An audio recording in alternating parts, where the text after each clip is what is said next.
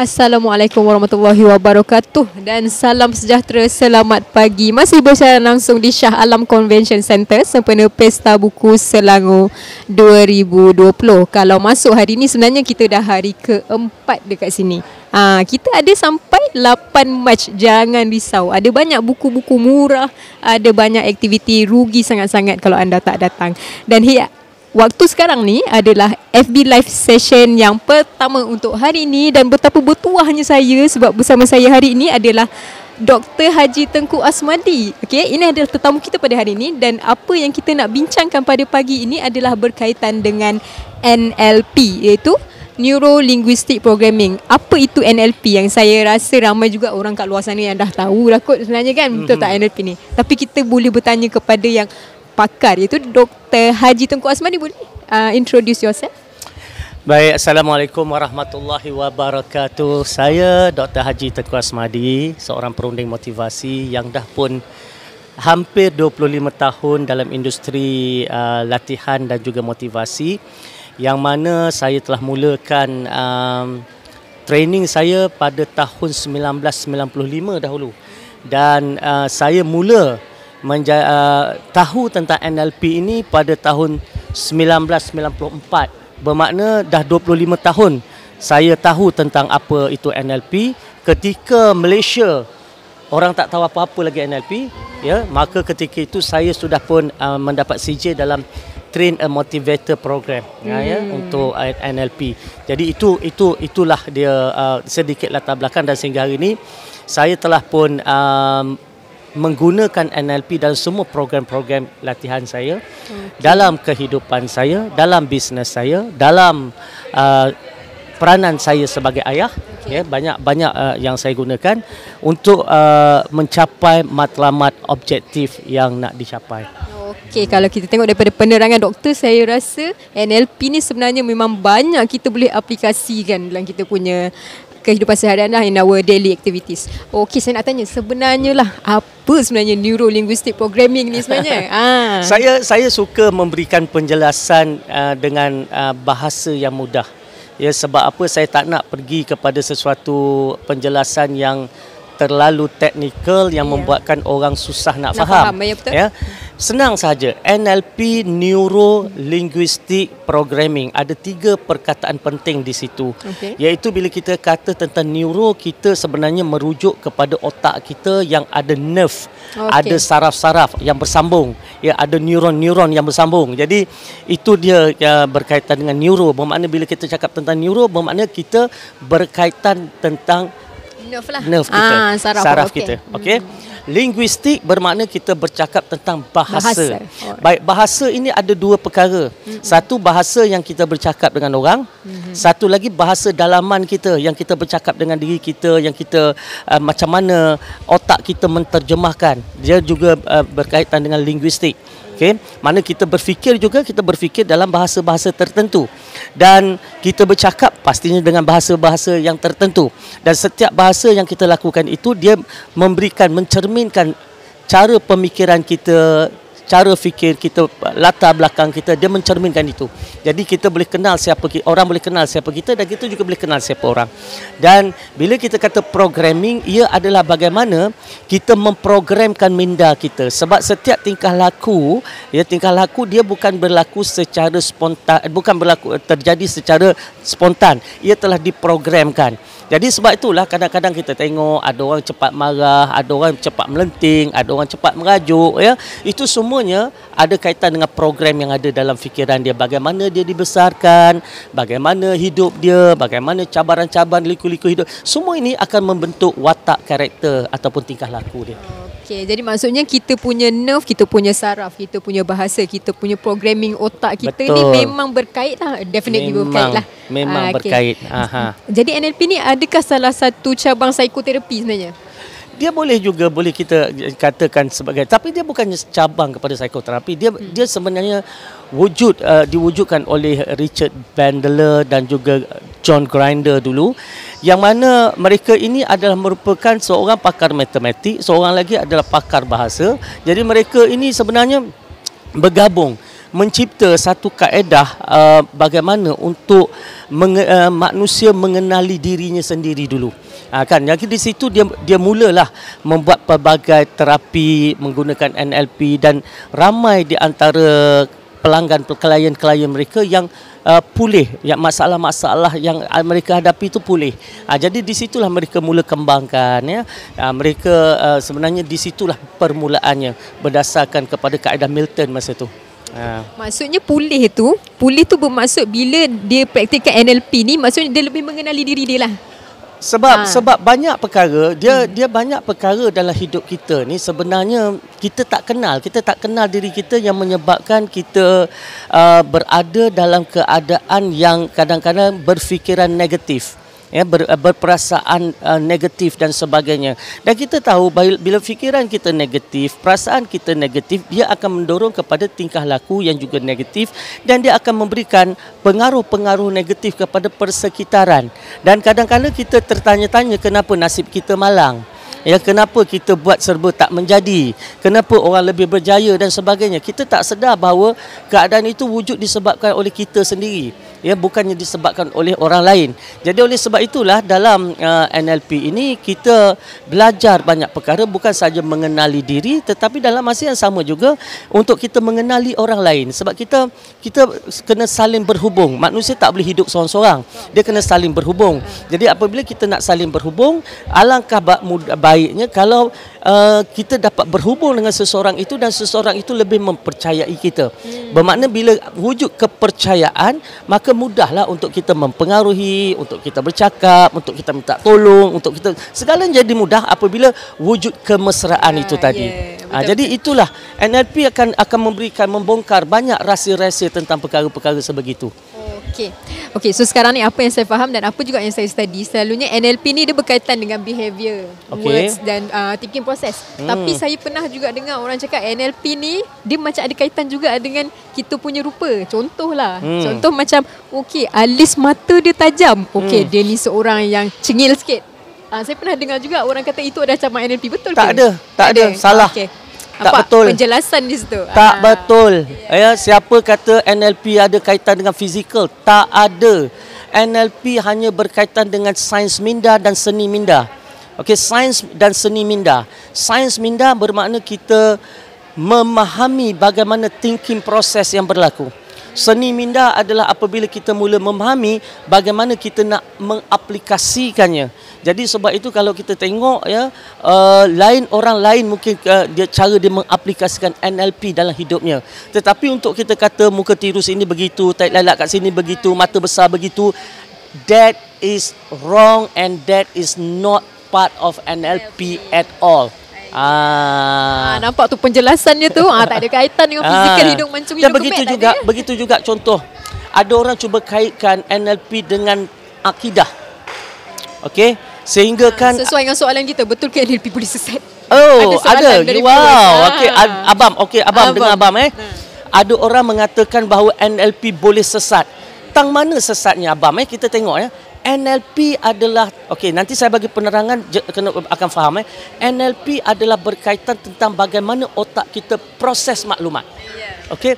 Dan dia tidak ada langsung tentang aspek ketuhanan, aspek tauhid, aspek ibadah, aspek akidah.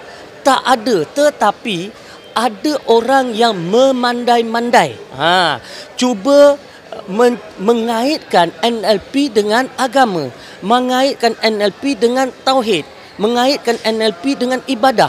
Maka NLP yang asal tak ada mengait langsung, maka dilihat sebagai satu perkara yang salah, yang sesat. Walhal tak ada. Tu cerita dia. Sebab contoh, kita belajar tentang NLP ialah kita belajar bermula bagaimana memahami bagaimana otak kita diprogramkan. Tentang otak aja, tak ada lebih pada tu. Otak kita diprogramkan macam mana? Mak ayah kita programkan otak kita, cikgu-cikgu programkan otak kita. Apa yang kita baca menjadi program kepada otak kita, ya. Kemudian peristiwa-peristiwa lampau menjadi program kepada otak kita. Jadi semua ini nanti akan diprogramkan.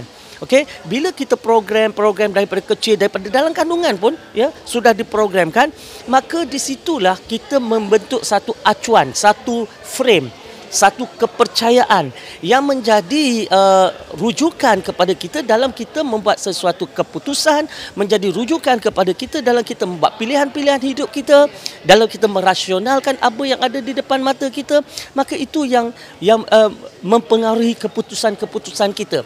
Jadi oleh sebab itu kita lihat NLP tak ada kaitan langsung dengan benda-benda yang lain. Okey, mungkin juga ni pendapat saya lah. Adakah yang dikatakan sesat ni mungkinkah disebabkan bila practitioner NLP ni dia dah jadi obses pula. Obses kepada NLP ni. Obses kepada NLP pun tidak membawa kepada kesesatan. Yeah. Sebab kita kena faham ni kepada sidang penonton yang tengok ni. Bila kita faham macam mana otak kita proses maklumat, sebab kita maklumat ni dia datang daripada 5 sensor. Dia datang daripada apa yang kita lihat, apa yang kita dengar, apa yang kita sentuh, apa yang kita hidup, apa yang kita rasa dengan lidah. Maklumat ini kita terima. Contoh misalnya anak kecil, dia tak pernah pegang cerik panas. Okey? Bila dia pegang, dia ada body auto respond dia. Sebab panas tu, sebab body secara semula jadi akan tarik. Tarik kan. Yang itu tak perlu diajar tu, tak perlu diajar. Betul. Itu body auto respond. Tetapi apa yang dia belajar? Sentuh panas, tak dia tarik panas tu. Yes. Itu body auto respond untuk protect diri dia. Tetapi apa yang dia belajar? Jangan sentuh lagi benda yang sebegitu. Yeah. Kalau sentuh kesannya sakit. Ini jadi program. Yes. Ini program baru. Proses lah. Proses maklumat tu dia jadi program baru. Jadi ini dalam NLP kita tahu dari situ dua perkara yang telah direkodkan. Satu benda yang dia tengok, dua benda yang sentuh dan tiga feel dia. Tiga perkara. Feel dia rasa sakit. Okey, jadi benda tu akan jadi program kepada dia dan jadi rujukan kepada dia sampai dia besar nanti, sampai dia dewasa. Jadi kita kena faham macam mana program-program itu satu program. Tetapi kita dalam hidup kita daripada dalam kandungan sampai kita besar berjuta-juta perkara yang telah kita programkan. Sehari pun dah berapa ribu. Kan? Jadi banyak benda yang kita programkan. Jadi NLP memahami bagaimana program-program ini sampai kepada kita. Yang membentuk cara kita berfikir itu tadi dan cuba mengenal pasti mana program-program yang positif, yang boleh membantu kita, yang positif untuk kita terus pegang dan terus ke depan, dan mana pula program-program yang negatif ya, yang menyebabkan kita perlu ubah. Contoh katalah mana daripada kecil kita ni belajar matematik fail. Kita buat matematik fail. Maka dia membentuk satu program. Bahaya programnya, kita letak bahawa aku tak pandai matematik, aku memang bodoh matematik. Dia ada mindset macam tu pula. Mindset seperti itu disebabkan programnya, disebabkan peristiwa yang berlaku itu. Jadi yang itu tak betul, yang tu perlu diubah. Jadi NLP akan membantu bagaimana untuk mengubah cara fikir sebegitu dan membentuk satu tingkah laku yang baru. Okey, panjang lebar penjelasan daripada doktor. Betul, saya setuju. Okey, kita ada soalan. Daripada Perbanan Perpustakaan Selangor, tolong tanyakan, adakah NLP boleh membantu individu menguruskan stres dan Muhammad Hanif, sangat membantu. Sebab NLP ni sebenarnya apa sahaja yang kita buat dalam hidup kita itu NLP. Apa sahaja kita buat itu NLP. NLP telah pun ada cara mengkategorikan. Cuma macam ambil pen pun NLP. Kita ambil pen contoh. Bila kita ambil pen kan, kita ambil pen ni mesti kita terfikir sesuatu. Kita tengok kenapa kita ambil pen. Sebab kita suka. Kenapa kita suka? Sebab warnanya. Makna ada visualnya di situ. Kita tak saja-saja ambil pen. Kan? Tak ada. Jadi sebab tu apa sahaja yang kita dalam hidup kita ni, kita semuanya NLP telah pun kenal pasti yang membentuk tingkah laku. Baik. Jadi macam mana dengan sesuai tak ibu bapa? Sangat sesuai. Saya adalah bapa kepada 9 orang anak. 9 orang. Alhamdulillah. Dan alhamdulillah anak-anak saya berjaya, cemerlang. Orang tanya saya, macam mana doktor, anak-anak doktor ada yang 16 tahun dah masuk universiti, ada yang dah hafal Quran nak masuk 25 juzus, ada yang belajar jadi ketua murid, jadi tokoh murid, dapat 6A terbaik sampai masuk kolej Tengku Kursiah, ada yang umur 6 tahun 6 bulan lompat terus ke darjah 2, kemudian bukan setakat lompat darjah, jadi ketua darjah pula, padahal dia berkawan dengan budak besar, tapi dia paling matang, dia paling bertanggungjawab. Orang tanya saya semua tu. Saya mendidik anak menggunakan pendekatan NLP. Saya tahu yang anak saya yang ini dia sangat visual. Maka apabila saya nak memberi arahan kepada dia, saya menggunakan perkataan-perkataan yang secara visual dia mudah faham. Anak yang ini adalah anak yang sangat kinestetik. Dia ada dalam NLP, dia ada visual, dia ada auditory, dia ada kinestetik. Visual berkaitan dengan gambar-gambar yang kita nampak. Auditory berkaitan dengan pendengaran. Kinestetik berkaitan dengan sentuhan, pergerakan dan juga perasaan.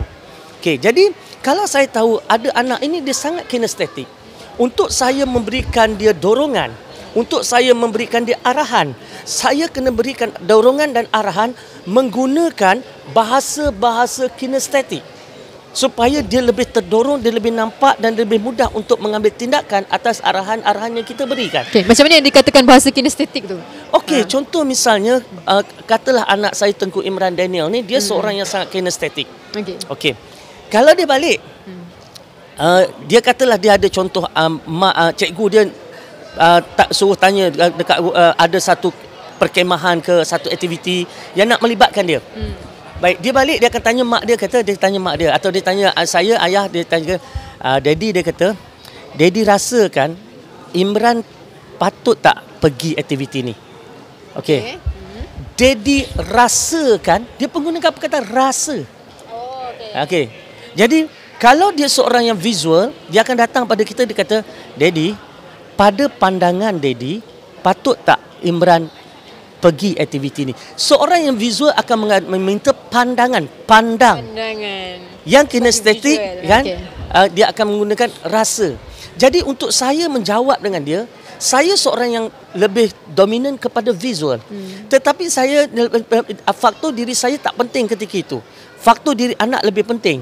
Okey. Saya kena jawab, okey. Daddy rasa, saya kena jawab benda yang sama.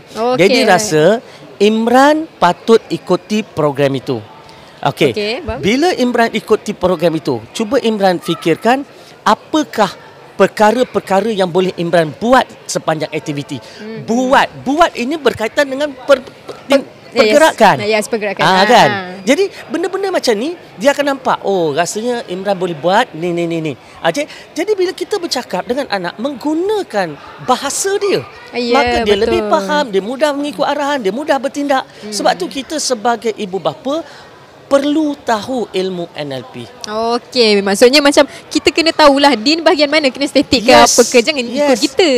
Kena ikut anak tu. Kita kena ikut orang. Sebab dalam kita berkomunikasi, kalau kita nak mempengaruhi seseorang, maka kita kena ikut bahasa dia, bukan ikut bahasa kita. Okey. Tetapi apabila kita nak bercakap dengan diri kita, kita nak mendorong diri kita, kita nak memotivasikan diri kita, okey, kita nak lakukan sesuatu, kita yang nak lakukan, nak capai sesuatu, kita kena guna bahasa kita.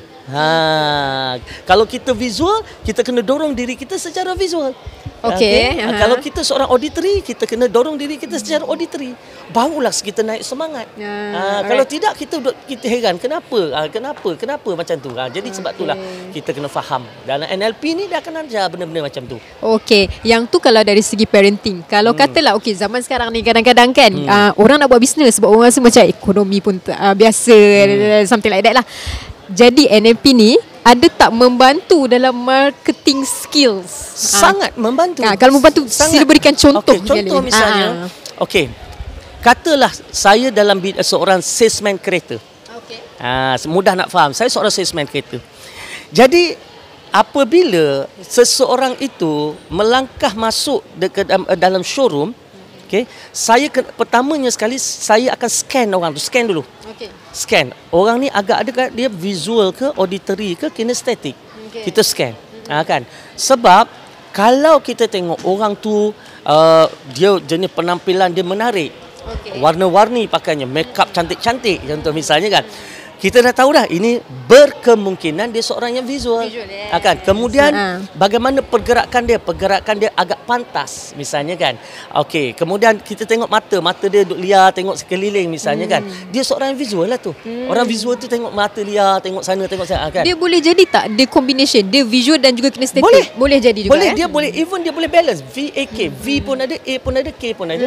Ada orang sangat visual, ada orang sangat auditory, ada orang sangat kinestetik, ada orang lebih dominan kepada visual auditory, ada orang visual kinestetik. Maknanya dia memang pelbagai kombinasi tu manusia. Sebab itu yang menjadikan manusia tu unik. Ya, betul. Kan? Unik. Tetapi visual auditory kinestetik ni ada pada semua orang. Cuma dominan lebih dia lebih dekat mana? Ada lebih suka tang mana. Kan? Jadi kita jangan kata dia ni visual maka kita langsung tak guna ayat auditory, tak guna ayat kinestetik. Tak betul. Cuma kita guna mungkin kalau dia seorang yang sangat visual, 80% bercakap dengan dia kita bercakap bahasa visual. Tetapi 20% tetap masuk auditory, tetap masuk kinestetik sebab dia pun ada auditory dan kinestetik.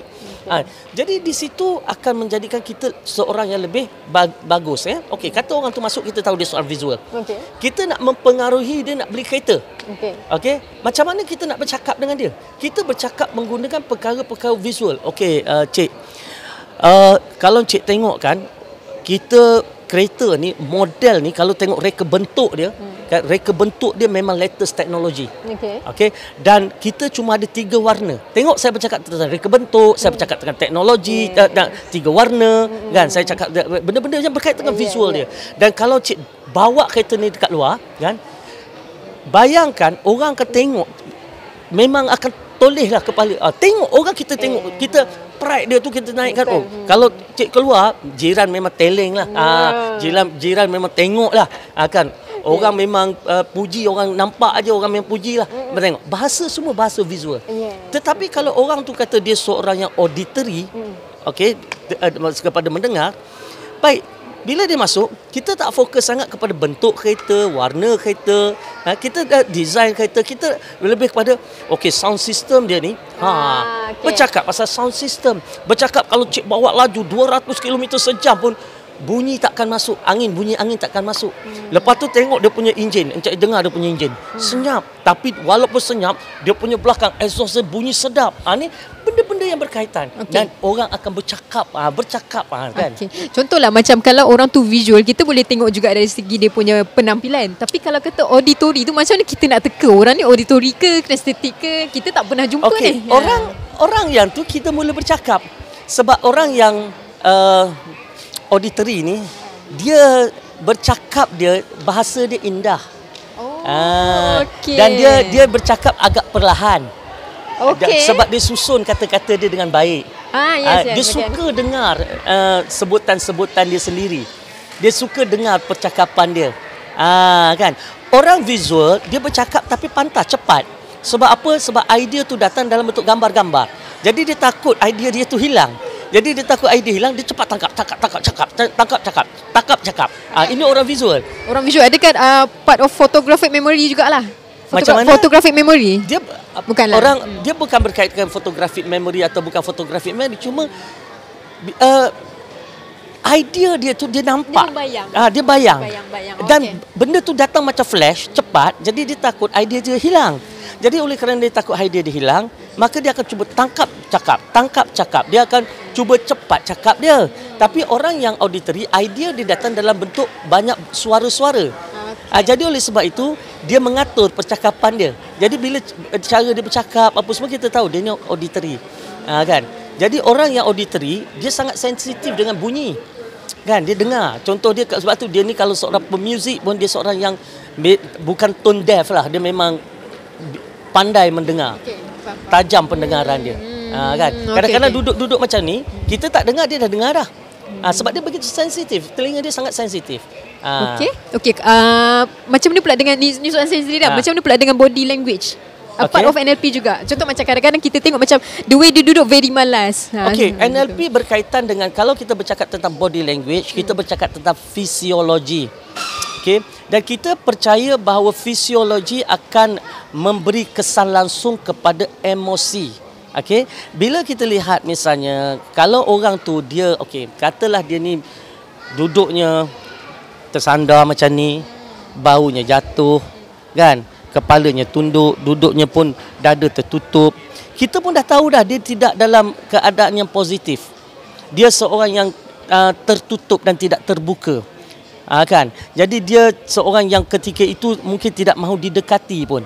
Kan contoh. Jadi kita tengok dia negatif apa semua. Jadi kalau kita nak orang tu lebih positif apa semua, biasanya kita akan ajar pertamanya sekali, emotion is created by motion.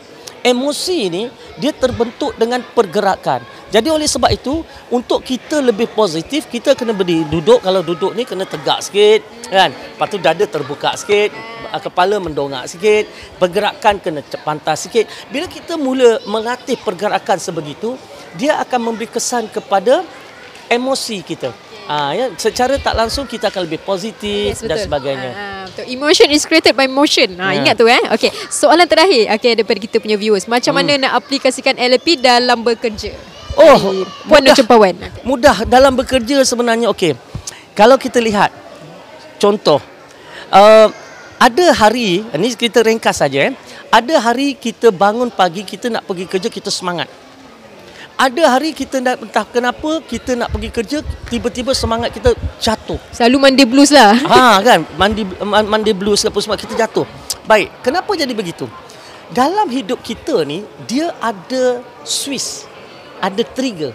Ada perkara-perkara yang menjadi trigger, yang menjadi pencetus kepada emosi kita. Misalnya, setiap kenangan itu dirakam. Setiap kenangan itu dirakam sama ada biasanya dalam bentuk visual, auditory dan juga kinestetik berserta dengan emotion dia. Contoh, kita turun nak pergi kerja pagi tu. Kita pasang radio. Ketika kita pasang radio, kita pun nak pergi kerja ni semangat ni. Kita siap peluk isteri, peluk anak, semangat turun bawa kereta. Sampai saja dekat office kita pun hilang semangat. Terus down je rasa So apa berlaku antara rumah dan tempat kerja tadi? Pasti ada sesuatu yang berlaku yang menyebabkan down perasaan kita, hilang semangat kita. Baik, contohnya, rupanya dalam perjalanan itu tadi, kita pasang radio. Kemudian radio memainkan satu lagu. Dan lagu itu, katalah kita main, kalau zaman saya ni lagu Alley Cat.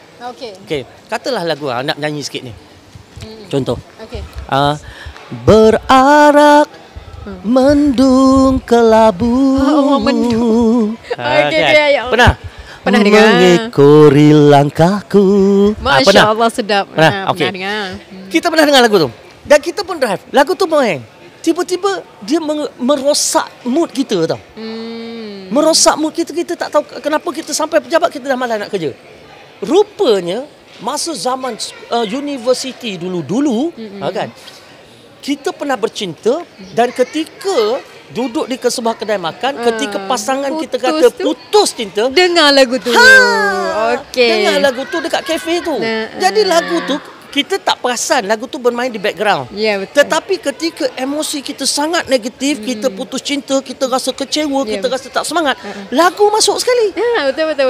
So, saya lagu masuk sekali kan. So bila lagu masuk sekali, dia jadi switch kepada emosi negatif kita.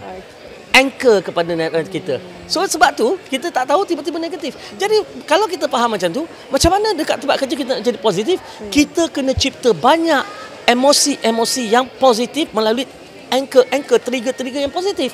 Bila kita nak pergi tempat kerja, kita trigger diri kita dah, baru kita rasa semangat dan positif. Tapi insya-Allah lah, sebab masa pendek kan, apa yang boleh saya sampaikan, saya akan jalankan satu program NLP untuk bisnes pada 28 dan 29 nanti, insya-Allah. NLP untuk bisnes. 28 dan 29 Mac. 28 29 Mac. Boleh pergi ke website saya lah, tengkuasmadi.com. Cari kat situ, tengkuasmadi.com. Masya-Allah, memang masa sangat jealous, sentiasa jealous dengan saya. Banyak lagi nak tanya ni, tapi kita dah kesutukan masa. Alhamdulillah, terima kasih sangat-sangat kepada doktor. banyak yang saya nak tahu pasal NLP memang terjawab dan insya-Allah sangat bermanfaat kepada viewers kita lah.